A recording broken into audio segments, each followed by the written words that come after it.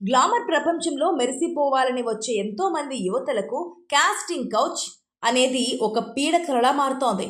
తాజాగా మలయాళ విలక్షణ నటి కనీ కృషుతి తన కెరియర్ ప్రారంభంలో ఎదురైన చేదు అనుభవాలను పంచుకుంటూ సంచలన నిజాలను బయటపెట్టారు. అవకాశాల కోసం కొందరు దర్శక నిర్మాతలు ఎంత నీచానికి దిగజారుతారో ఆమె వివరించిన తీరు ఇప్పుడు చిత్ర పరిశ్రమలో తీవ్ర చర్చకు దారితీసింది. మలయాళంతో పాటు తెలుగులో మహేష్ బాబు స్పైడర్ వంటి చిత్రాల్లో నటించిన కనీ కృషుతి తన అద్భుత నటనతో ఎన్నో అవార్డులను అందుకున్నారు. అయితే ఒకానొక సమయంలో ఆమె సినిమాలకు విరామం ప్రకటించడం వెనుక ఉన్న అసలు కారణం లైంగిక వేధింపులేనని తాజాగా వెల్లడించారు. నేను మంచి నటిని అనిపించుకోవాలని ఇండస్ట్రీకి వచ్చాను, కానీ ఇక్కడ ప్రతిభ కంటే కమిట్మెంట్కే ప్రాధాన్యం ఇస్తారని అర్థమైంది. నాతో మాట్లాడడానికి భయపడేవారు.